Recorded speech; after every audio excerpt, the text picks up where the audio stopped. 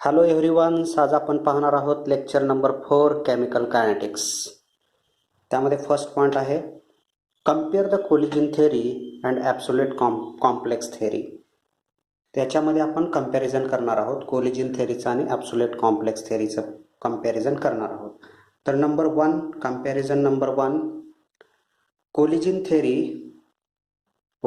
Theory simple collision between in collision theory simple collision between reacting molecule takes place. Collision थेअरीमध्ये काय होतं तर मॉलिक्युलचं कोलायडेशन होतं, बरोबर. रिॲक्टिंग मॉलिक्युल्समध्ये काय होतं, कोलायडेशन होतं. And absolute complex theory molecule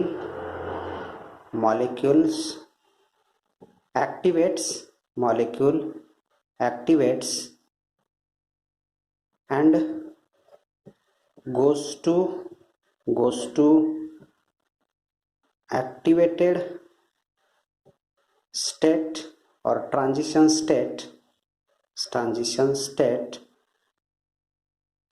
of unstable activated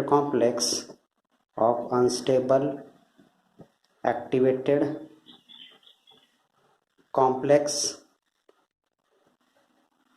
which gradually decomposes giving products.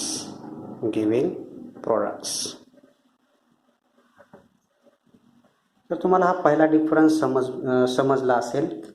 तर याच्यामध्ये काय होतं बघा, कोलिजन थेअरीमध्ये simple collision between reacting molecule takes place. In absolute complex theory molecule activate and goes to the activated state of unstable activated complex which gradually undergoes decomposes giving products. Number 2 difference number 2, collision theory is applicable to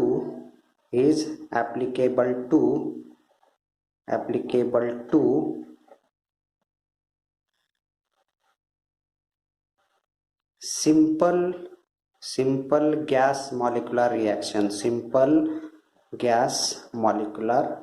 ज्या काही simple gas molecular reactions आहेत त्यांच्यासाठी collision theory ही applicable असते. But can fail to, किंवा म्हणू शकतो आपण fail to explain complex molecular reaction. यामध्ये आपण कॉम्प्लेक्स मॉलिक्युलर रिॲक्शन्स होत नाहीत, म्हणजे applicable only simple gas molecular reactions and fail to explain complex molecular reactions. The absolute complex theory is applicable for simple as well as complex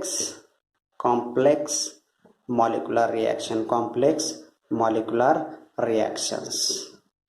हा second difference पण तुम्हाला समजला असेल.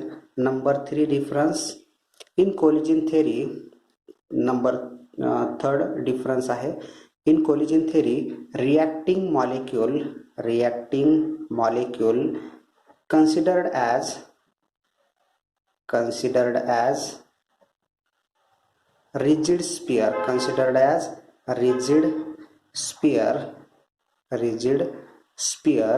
Proper orientation is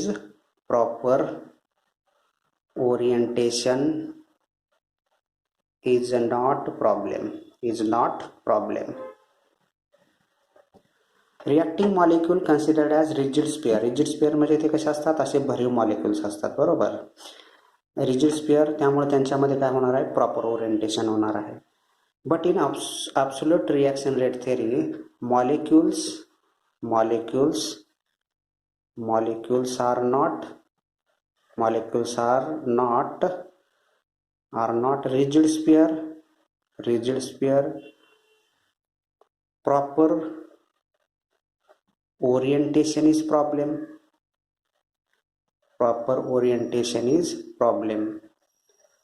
यांच्यामध्ये proper orientation होणार नाही. The absolute reaction rate theory, quantum mechanical, it show the quantum, it show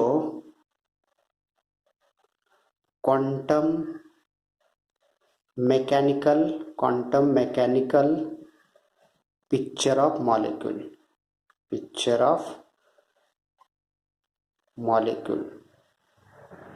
picture किंवा त्याला काय म्हणतो आपण, model of molecules.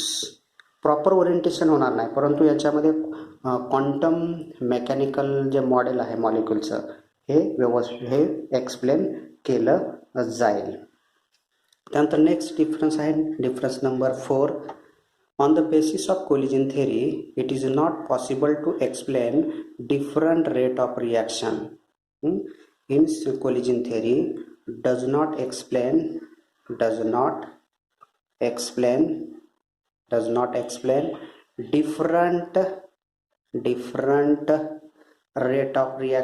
different rate of reaction takes place. Difference rate of reaction takes place the same reaction under different condition, takes place same reaction under different condition. But in absolute complex theory possible to explain different rate of reaction. But in absolute complex theory explain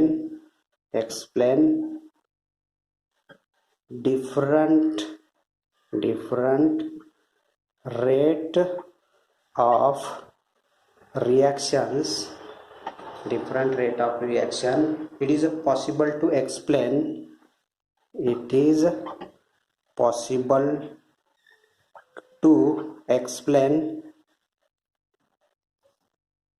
same reaction under different conditions.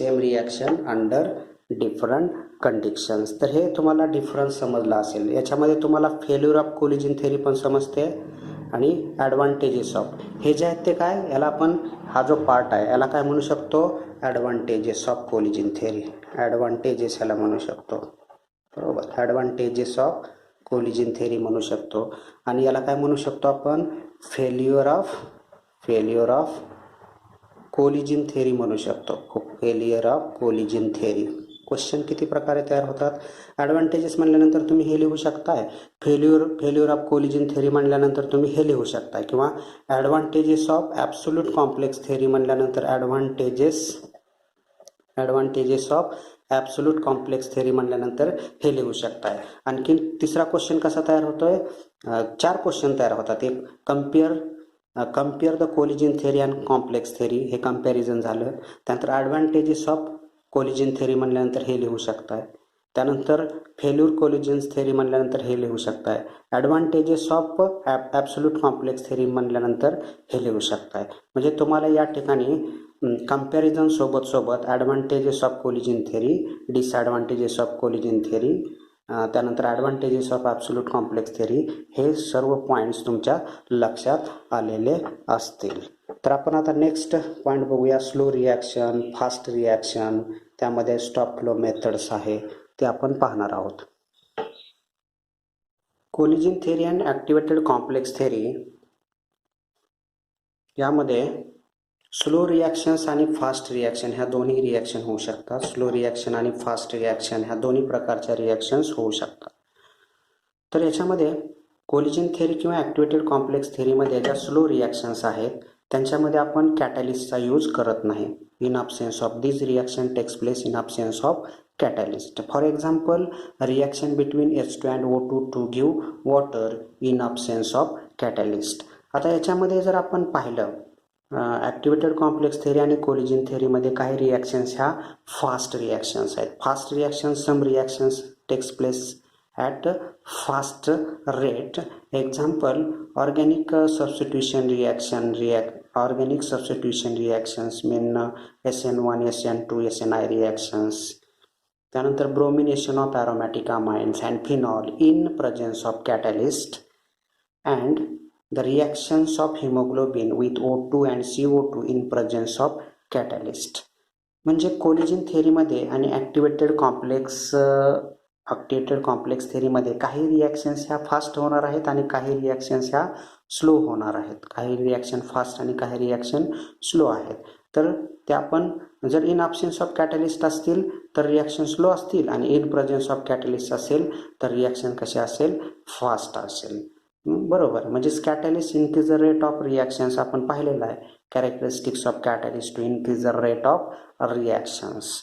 तर त्याच्यामध्ये आपण mostly बघणार आहेत fast reaction. तर fast रिॲक्शनमध्ये जो half life आहे रिॲक्शनचा is varies from 10⁻⁻1 to 10⁻⁻15 second एवढा असतो. 10⁻⁻1 टू 10⁻⁻15 सेकंद आहे.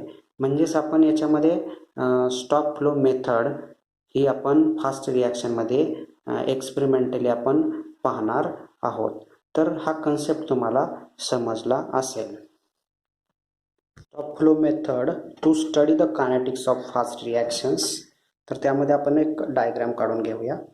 या ठिकाणी आपण take a syringe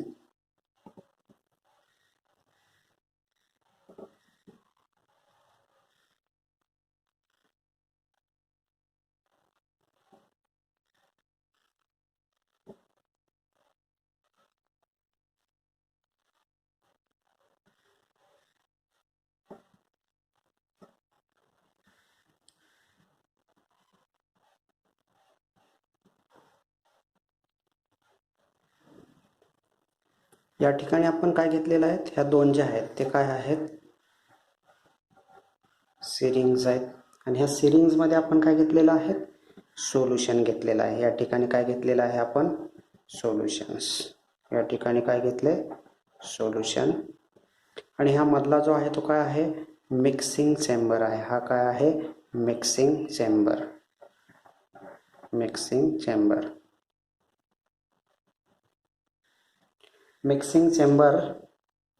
mixing chamber नंतर त्या ठिकाणी आपण खालच्या साईडला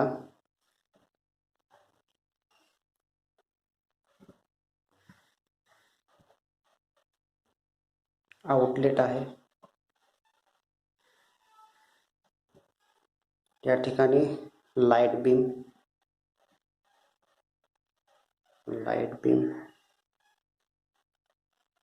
हा जो आहे तो रिॲक्शन वेसल आहे. Reaction vessels. टोटल याला काय म्हणतो आपण, two photo electric cell. Two photo electric cell. तर ही आपण डायग्राम स्टॉप फ्लो मेथडची डायग्राम पाहिलेली आहे. तर त्यामध्ये point number 1, in this method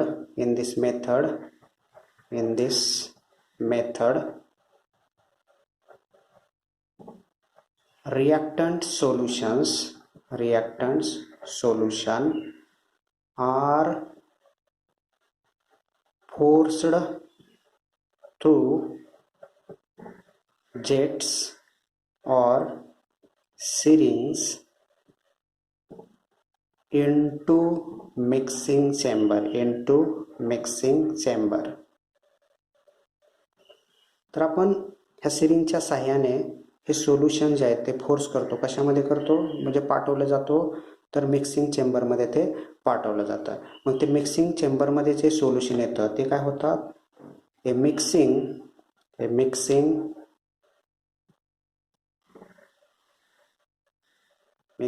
chamber mix a solution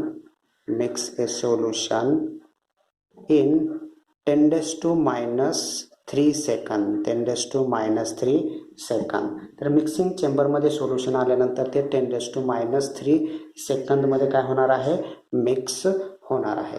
point number 3, the solution are then pass into reaction vessels. परत ते सोल्युशन कुठे येणार आहे, हे सोल्युशन या ठिकाणचं सोल्युशन रिॲक्शन वेसल्स मध्ये या ठिकाणी येणार आहे. रिॲक्शन्स वेसलमध्ये पास झाल्यानंतर काय करतो आपण त्याला, the flow is stopped, the flow is stopped suddenly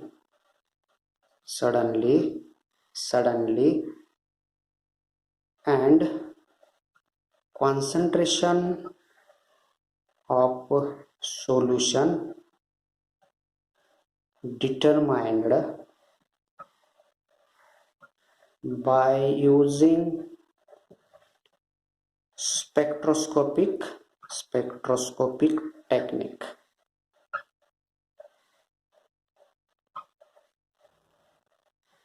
he stop flow method तुम्हाला समजली असेल. ही एकदम सिंपल मेथड आहे. आपण ही डायग्राम या ठिकाणी काढलेली आहे. डायग्राम काढल्यानंतर हे या ठिकाणी एक्सप्लेनेशन आपण 4 पॉईंटमध्ये बघितलेलं आहे. तर याच्यामध्ये 2 सिरीज घेतल्या जातात. त्या सिरीजमध्ये आपण सोल्युशन घेतो. ते सोल्युशन्स आपण हे मिक्सिंग चेंबरमध्ये फोर्स म्हणजे या ठिकाणी फोर्स लावून या ठिकाणी हे पाठवलं जातं. म्हणजे हे मिक्सिंग चेंबरमध्ये होईल. मिक्सिंग चेंबरमध्ये आल्यानंतर ते सोल्युशन मिक्स होईल इन 10⁻³ सेकंदमध्ये.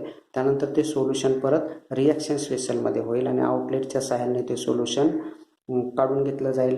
किंवा रिॲक्शन्स वेसलमध्ये आल्यानंतर त्याचा फ्लो काय होईल, स्टॉप होईल. आणि स्टॉप झाल्यानंतर त्या सोल्युशनचं आपण कॉन्सन्ट्रेशन काय करतो, डिटरमाइन करतो बाय युजिंग स्पेक्ट्रोस्कोपिक टेक्निक्स. तर याच्यामध्ये महत्त्वाचं काय, तर रिॲक्शन ही काय होते बघा, 10⁻³ सेकंदमध्ये होत असते. जर आपण याचा जर हाफ लाईफ बघितला, फास्ट रिॲक्शनचा जर हाफ लाईफ पाहिला, फास्ट रिॲक्शनचा हाफ लाईफ पाठीमागच्या पॉईंट्समध्ये आपण बघितले. Half life, fast reactions of half life is 10⁻⁻1 to 10⁻⁻15 second आहे.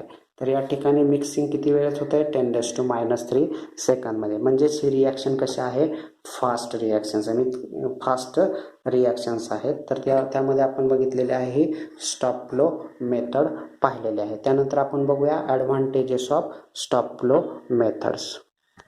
Advantages of stop flow methods. Number 1 advantage is small amount of reactant solution are used.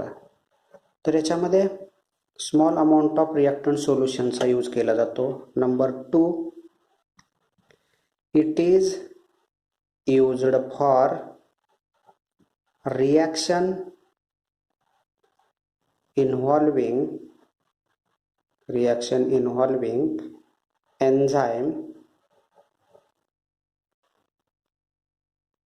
enzymes because enzyme are not available in large amount.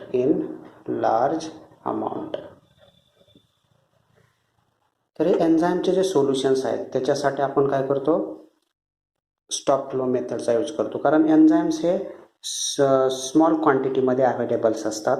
म्हणून आपण एन्झाईमचं जर concentration major करायचं असेल तर आपण stop flow मेथडचा use करत असतो. Number 3 advantages. The method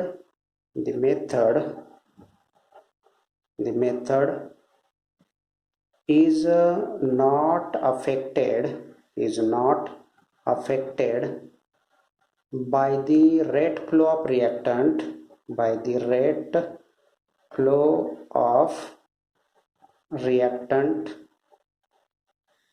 reactant solution provided mixing chamber.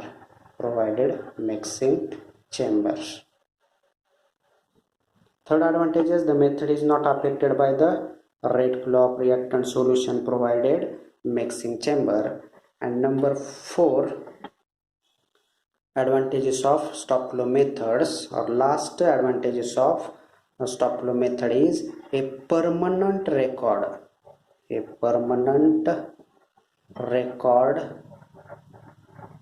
of the progress of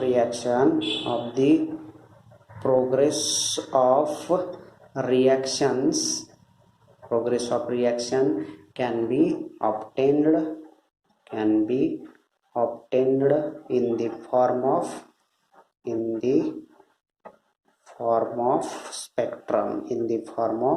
spectrum. Stop flow मेथड्समध्ये आपल्याला परमनंट रेकॉर्ड मिळतो in the form of spectrum. म्हणजे स्पेक्ट्रोस्कोपिक टेक्निक आहे आणि याच्यामध्ये आपल्याला ते रेकॉर्ड परमनंट्स मिळत असतो. तर हे ॲडव्हान्टेजेस आहेत. हे ॲडव्हान्टेजेस कशाचे आहेत? स्टॉप फ्लो मेथडचे आहेत. तर हे ॲडव्हान्टेजेस तुम्हाला समजले असतील. हे एकदम सिम्पल ॲडव्हान्टेजेस आहेत, तुमच्या लक्षात राहण्यासारखे ॲडव्हान्टेजेस आहेत. तर या लेक्चर्समध्ये आपण कम्पॅरिझन बिटवीन कोलिजन थेरी आणि ॲब्सोल्युटेड कॉम्प्लेक्स थेरी बघितले. त्याच्यामध्ये ॲडव्हान्टेजेस आपल्याला मिळाले, फेल्युअर ऑफ कोलिजन थेरी मिळाले, ॲडव्हान्टेजेस ऑफ कॉम्प्लेक्स थेरी मिळाले. त्यानंतर आपण स्लो रिॲक्शन फास्ट रिॲक्शनचा स्टडी केला. त्यानंतर स्टॉप फ्लो मेथड पाहिली, advantages of stop flow method पाहिले. तर हे थेरॉटिकल थोडंसं लेक्चर होतं, तर हे तुम्हाला समजलं असेल. तर हे लेक्चर नंबर 4 केमिकल कायनेटिक्स आपण या ठिकाणी स्टॉप करत आहोत. थँक्यू.